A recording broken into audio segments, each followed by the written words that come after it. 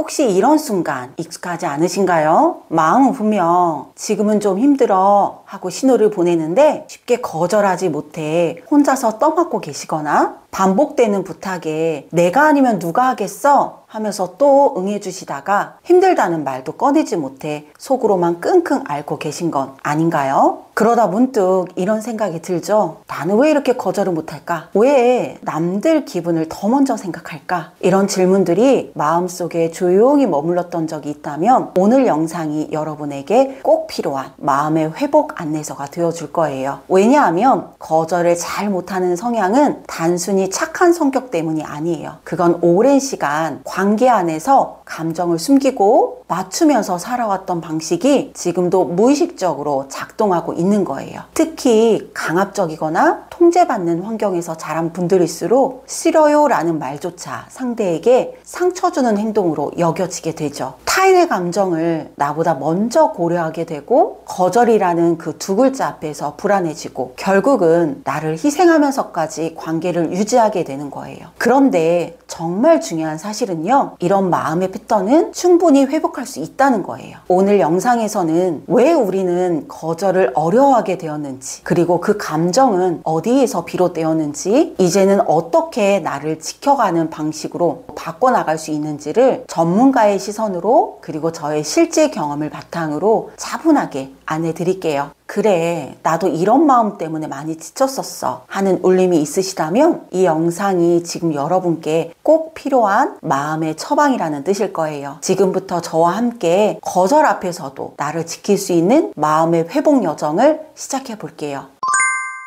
여러분, 어린 시절 혹시 이런 기억 있으신가요? 부모님께 그건 하기 싫어요, 지금 그건 안 하고 싶어요 라고 솔직하게 말했는데 돌아온 대답은 내가 그럴 줄은 몰랐다, 엄마 마음 아프게 좀 하지마, 말대답하지마. 그 말을 듣고 난 뒤 마음 한편에 죄책감이 밀려오고 내가 뭘 잘못했나? 내가 너무 이기적인가? 그런 생각이 자연스럽게 떠올랐던 기억 있으신가요? 사실 이런 경험은 단 한 번의 사건이 아니라 마음의 기준이 형성이 되던 중요한 시기에 반복되면서 우리 안에 감정에 대한 경계심과 불안을 심어놓게 돼요. 그러다 보니 점점 우리 마음속에는 이런 공식이 만들어지기 시작하죠. 거절하면 사랑받지 못할지도 몰라, 그냥 맞춰주는 게 편하겠지, 싫다고 말하면 내가 나쁜 사람 같이 보여. 이런 마음은 단순히 기분이나 태도의 문제가 아니에요. 그건 오히려 아주 어린 시절 살아남기 위해 익힌 심리적인 방어 기제에 가까워요. 심리학적으로 보면 어린 아동기 시절에는 부모의 반응이 곧 세상의 기준이 됩니다. 아이의 뇌는 미성숙하기 때문에 지금 이건 상황의 문제야 라고 해석하는 능력이 없어요. 대신 부모의 감정 반응을 보면서 이렇게 받아들이게 됩니다. 내가 감정을 표현하면 엄마가 슬퍼져, 싫다고 말했더니 아빠가 나를 외면했어, 그래서 나는 감정을 숨기는 게 맞는 거구나. 이런 반복적인 경험은 거절은 사랑의 박탈, 연결고리를 만들어내고 감정을 표현하는 것 자체를 관계를 위협하는 행동으로 인식하게 돼요. 이건 단지 기질이나 성격의 문제가 아니에요. 그 시절 어른과의 관계 속에서 생존하기 위해서 익힌 그런 방식이에요. 문제는 이 마음의 공식이 지금도 작동하고 있다는 거예요. 그렇게 자란 우리는 이렇게 성인이 되어서도 같은 감정 공식을 반복하게 되는 것이죠. 예를 들어 볼게요. 직장에서 마음은 이건 아닌데 하고 말하고 싶은데 고개는 자동으로 끄덕여요. 누군가 부탁을 하면 거절하지 못하고 도와준 다음에 괜히 억울하고 씁쓸한 마음이 들고 또 속은 복잡한 감정이 쌓이는데 막상 말은 하지 못하고 그 감정은 내 안에서만 소용돌이치고 결국 관계는 유지가 되지만 진짜 나는 계속 지워지고 있는 거예요. 이런 마음의 패턴이 오래 지속이 되면 무의식적으로 이런 생각이 자리 잡게 됩니다. 나는 거절할 수 없는 사람이야, 나는 늘 맞춰줘야 관계가 유지가 돼, 싫다는 말은 누군가를 다치게 할 수 있어. 그래서 제가 상담실에서 거절을 못해서 힘들어요 하고 오시는 분들을 만나면 이렇게 말씀드려요. 그건 여러분이 이상한 게 아니라 그렇게 살아남는 법을 배워왔기 때문이에요. 그 마음을 탓하기보단 그 마음이 그렇게 만들어진 관계의 역사를 이해하는 것이 먼저예요.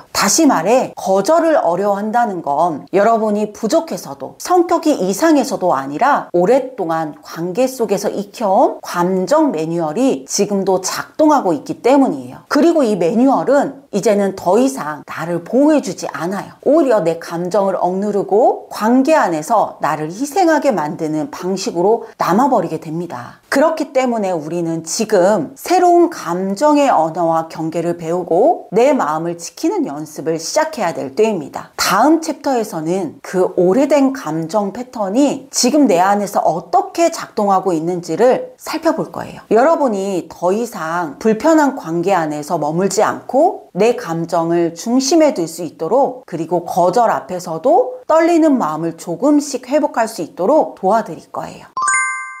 이제는 조금 더 내 마음 안을 들여다볼 시간이에요. 앞서 이야기한 거절하면 사랑받지 못할까봐 하는 불안감이 지금 이 순간 내 삶에서 어떻게 작동하고 있는지 솔직하게 확인해보는 시간이 되어줄 거예요. 먼저 제가 몇 가지 질문을 드릴게요. 이 질문들에 고개가 끄덕여진다면 여러분의 마음속에도 여전히 그 시절의 감정 패턴이 남아있다는 신호일 수 있어요. 조용한 공간에서 스스로에게 천천히 물어보세요. 누군가 부탁을 해오면 내가 지금 이걸 하고 싶은가? 보다는 혹시 이 사람이 실망하지 않을까가 먼저 떠오르진 않으신가요? 누군가의 요청을 정중하게 거절한 뒤에도 내가 너무한 건 아닐까? 상대가 나를 나쁘게 보진 않을까? 이런 생각이 계속 맴돌고 불편한 감정이 쉽게 사라지지 않지 않나요? 뭔가 하고 싶지 않다는 마음이 분명한데도 그 감정보다 그래도 해야지 라는 생각이 먼저 작동해서 결국은 또 맞춰주고 마는 나 자신을 자주 발견하진 않나요? 안 돼요. 지금은 어려울 것 같아요. 한마디를 하기까지 수십 번을 연습하고 상황을 분석하고 상대의 반응까지 미리 걱정하며 이 질문들이 낯설지 않다면 여러분 안에는 아직도 과거의 관계에서 익힌 감정의 회로가 작동 중일 가능성이 커요. 그건 단지 반복된 습관이 아니라 나를 보호해주던 방식이 지금도 자동 반응처럼 남아있는 거예요. 지금부터 필요한 건 그 생존 방식에서 서서히 벗어나 내가 진짜 원하는 방식으로 살아가는 연습을 시작하는 거예요. 그 첫걸음은 바로 인식이에요. 아, 내가 또 맞추고 있었구나. 지금 이 마음 어릴 때부터 익숙한 반응이구나. 마음의 패턴을 알아차리는 것부터 회복이 시작이 됩니다. 그리고 무엇보다 잊지 말아야 할 것은 과거에 익힌 방식이 내 삶을 규정짓게 둘 필요는 없다는 거예요. 그 방식은 한때는 필요했을지 몰라요. 하지만 지금의 나는 그때보다 훨씬 더 성숙하고 충분히 선택할 수 있는 사람이라는 사실을 잊지 말고 기억해 주세요. 다음 챕터에서는 그렇다면 어떻게 이 마음의 패턴에서 조금씩 벗어나 거절해도 괜찮은 나로 회복해 갈 수 있는지 실질적인 감정 연습 방법들을 함께 나눠보려고 해요. 지금 이 순간 이미 여러분은 자신의 마음을 이해하고 회복하기 위한 중요한 한 걸음을 내디디셨어요. 그 자체로도 여러분이 정말 대단하다라고 꼭 말씀드리고 싶어요.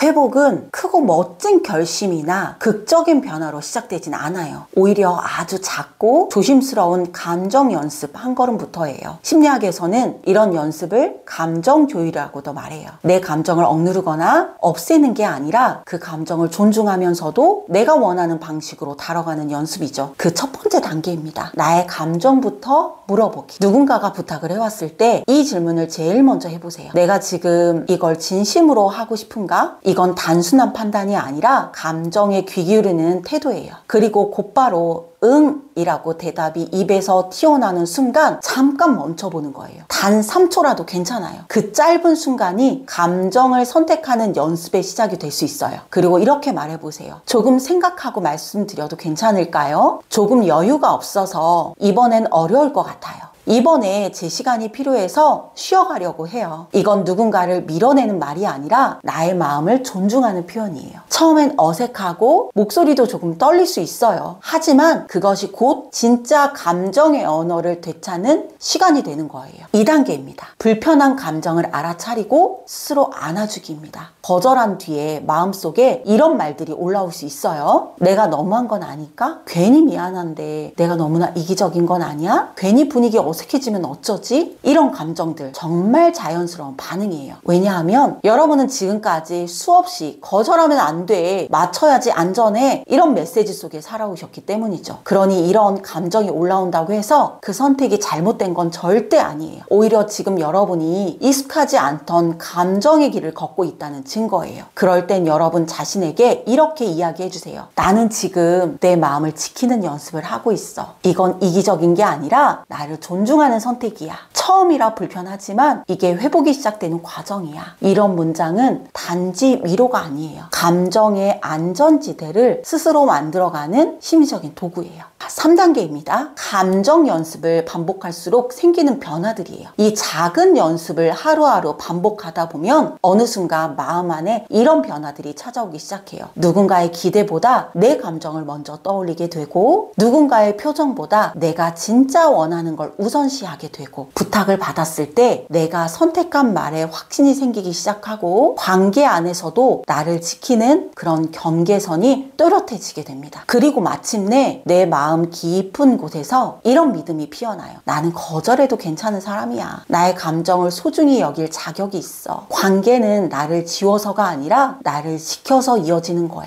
이건 단순히 거절을 잘하게 되었다는 뜻이 아니에요. 이제는 나의 감정을 믿고 나를 존중할 수 있는 사람으로 회복되고 있다는 신호예요. 그리고 무엇보다 중요한 건 이 모든 연습은 지금 여러분이 이미 시작하고 있다는 것이에요. 지금 이 영상을 보고 계시다는 건 여러분이 자기 마음을 알고 싶어하고 돌보기 시작했다는 뜻이니까요. 그 시작이 얼마나 용기 있는 일인지 저는 너무나 잘 알고 있어요. 그리고 바로 그 용기가 오랫동안 외면당했던 내 마음에게 괜찮아, 이젠 내가 너를 돌볼게 하고 다정하게 말을 건네는 첫 인사가 되어줄 거예요. 오늘 우리가 함께 나눈 이야기를 한 문장으로 정리해보면 이렇게 말씀드리고 싶어요. 거절 못하는 나를 탓하기 전에 그 마음이 자라는 환경을 먼저 따뜻하게 이해해주세요. 여러분은 그저 좋은 사람이 되고 싶었을 뿐이에요. 관계를 망치고 싶지 않아서 상대가 불편하지 않도록 늘 먼저 맞추고 참아오셨던 거죠. 그건 결코 나약해서가 아니에요. 오히려 그만큼 관계를 소중히 여겨온 아주 따뜻한 마음을 가진 분이라는 증거예요. 하지만 이제는 그 따뜻함을 나 자신에게도 돌려줘야 될 때입니다. 싫어요 라는 말은 누군가를 밀어내는 표현이 아니에요. 그 속엔 이런 마음이 숨겨 있습니다. 나는 지금 이게 조금 힘들어요. 내 감정도 존중받고 싶어요. 나를 조금 더 이해해줘요. 그러니 거절하는 내가 이기적인 게 아니라 나도 관계 속에서 존중받을 자격이 있는 사람이라는 것을 선언하는 용기예요.